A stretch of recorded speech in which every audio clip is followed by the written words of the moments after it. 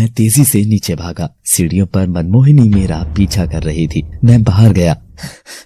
Papa mummy जल्दी चलिए, मनमोहिनी घर के अंदर है, वो मेरा पीछा कर रही थी, जल्दी चलो। हम जैसे तैसे करके तांत्रिक बाबा के पते पर पहुंचे। गाड़ी मनमोहिनी दीदी के भाई अरविंद चला रहे थे। शीला दीदी होश में नहीं थी। बाबा देखते ही समझ गए कि कुछ तो गड़बड़ है। शीला दीदी को एक अजीब से बनाए हुए चक्र के बीच में बिठाया गया। कुछ तंत्र और मंत्र से उन पर झाड़ फूंक करी गई। कुछ समय के लिए तो वो बिल्कुल चुप थीं और सिर झुकाकर बैठी रहीं। लेकिन थोड़ी देर बाद जैसे ही बाबा ने उन पर पवित्र जल फेंका, दीदी फिर से वही हरकतें करने लगी। बहुत जोर जोर से चिल्लाने लगी। उनके अंदर मनमोहिनी दीदी की आत्मा थी जो कि ये सब कर रही थी। कमरे में पापा मम्मी, अरविंद भैया और शीला दीदी थी। बता तू यहाँ क्या करने आई है? क्या काम है तेरा? क्यों सबको परेशान कर रही है? चली क्यों नहीं जाती यहाँ से? तुम सब ने मेरी जान ली है। तुम सब बेईमान हो। एक मजबूर लड़की का फायदा उठाया है तुम सब ने। तुम सब मरोगे। मेरी बेटे ने क्या किया? मेरी बेटी ने क्या किया आखिर? इनको तो बख्श दो। तेरे ससुर की वजह से मेरी मौत हुई है। मेरी माँ और मेरा सगा भाई भी मेरे दुश्मन थे। उन दोनों ने मुझे बार बार मजबूर किया हवेली में जाने को।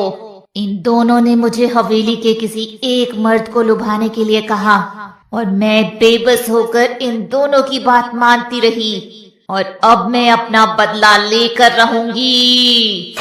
ठीक है, सब तुझसे माफी मांग लेंगे, पर तू चली जा यहाँ से। सबको अपनी की हुई गलती की सजा मिलेगी। मैं तुझसे वादा करता हूँ कि मैं तुझे इंसाफ दिलाऊंगा। सभी लोग अपनी गलतियाँ स्वीकार कर लो। जो भी बात है सबको बता दो, नहीं तो वो सबको मार डालेगी। अचानक रविंद्र भैया वहाँ से भागने लगे। पापा भी कुछ परेशान लग रहे थे। जैसे ही अरविंद भैया वहाँ से भागने की कोशिश कर रहे थे, दरवाजा अपने आप बंद हो गया और एक अदृश्य शक्ति उनको बार बार दीवार में धक्का देती रही।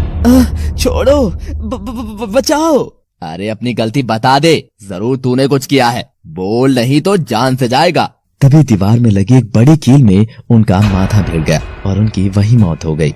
वो दृश्य एक बुरे सपने से कम नहीं था। पापा के चेहरे में बहुत शिकन पड़ रही थी, लेकिन पता नहीं क्यों बाबा जल्दी जल्दी सारे मंत्र पढ़ने लगे। मुझे अपनी बाईं ओर से कुछ आवाज आने लगी। मैंने देखा कि मेरी मम्मी ने एक धारदार चाकू अपने हाथ में ले रखा है। वो चाकू से खुद पर वार करने ही वाली थी कि मैंने उन्हें देख लिया और जोर से चिल्लाया, मम्मी! और इसी बीच उन्होंने मुझ पर भी वार करना शुरू कर दिया। नहीं! पापा मुझे वहाँ से उठाकर ले जाने लगे तो दरवाजा अपने आप ही बंद हो गया। पापा जोर जोर से रोने लगे और कोई उपाय भी ना था और पापा ने थक हार कर वो गलती कबूल करी जो उन्होंने की थी। ये बात मेरी मम्मी को भी नहीं पता थी। हाँ, मेरी भी इसमें गलती है। जब पापा ने मुझे अपनी गलती के बारे में बताया तो मैंने उनकी गलती को छुपाया।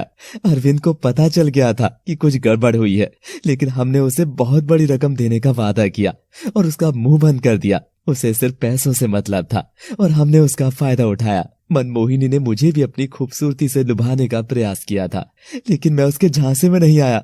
परिवार की बदनामी ना हो, इसीलिए मैंने इस बात को सबसे छुपाया और मनमोहिनी की लाश हवेली के आंगन में पीछे जमीन में दबा दी थी। मुझे माफ कर दो, मुझे माफ कर दो, छोड़ दो मेरे परिवार को। मेरी मम्मी को होश आ गया था।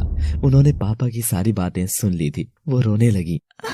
आप ऐसा करेंगे मैंने कभी जिंदगी में भी नहीं सोचा था। छी! इसी बीच दीदी वहाँ से गायब हो गई।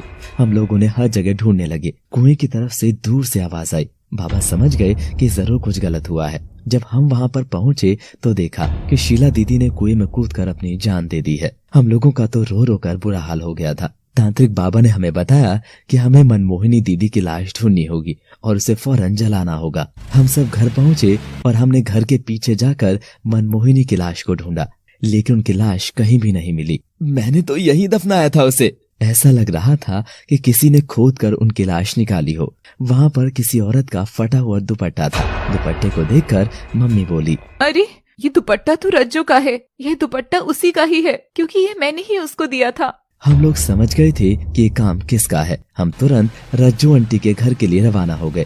मुश्किलें कम न थी। बार बार कोई साया हमारा पीछा कर रहा था और हमें डराने की बहुत कोशिश कर रहा था, लेकिन हमने भी हिम्मत नहीं हारी। हम रज्जो के घर पहुंच गए। रज्जो वहाँ नहीं थी। हमने घर में बहुत छानबीन की। वहाँ एक कमरे में मनमोहिनी की लाश पड़ी थी। उसके चारों तरफ जादू टोने का सामान पड़ा था। इसका मतलब हमारे घर में जो भी जादू टोना कर रहा था वो कोई और नहीं बल्कि रज्जो आंटी ही कर रही थी। पर आखिर क्यों? तभी रज्जो आंटी वहाँ आ गई। तुम सब यहाँ क्यों आए हो? अब कोई फायदा नहीं, तुम बर्बाद हो चुके हो। अब कुछ नहीं हो सकता। आखिर तुम चाहती क्या हो? ये सब क्यों किया तुमने? पैसा और हवेली पर कब्जा, और हाँ, कनुप्रिया और उसके बड़े भाई रमेश को भी मैंने मारा था ताकि मैं मनमोहिनी को इस घर में भेज सकूं। अरविंद और मैंने उन दोनों को गन्ने काटने वाली मशीन से काटकर मार दिया था। लेकिन अब इससे ज्यादा मैं कुछ नहीं होने दूंगा। राहुल, तुम और तुम्हारी माँ मिलकर इस लाश को जला दो। नहीं, मैं ऐसा नहीं होने दूंगी। पापा ने रज्जो को पकड़ लिया। वो चिल्लाती रही। वो बिल्कुल पागल की तरह बोल रही थी। हमने तुरंत उनकी लाश जला दी। लाश जल रही थी। पापा ने रज्जो को छोड़ दिया था। तभी रज्जो भी जलती हुई लाश पर कूद गई। मैं वापस आऊंगी तुम सबको मारने। आह!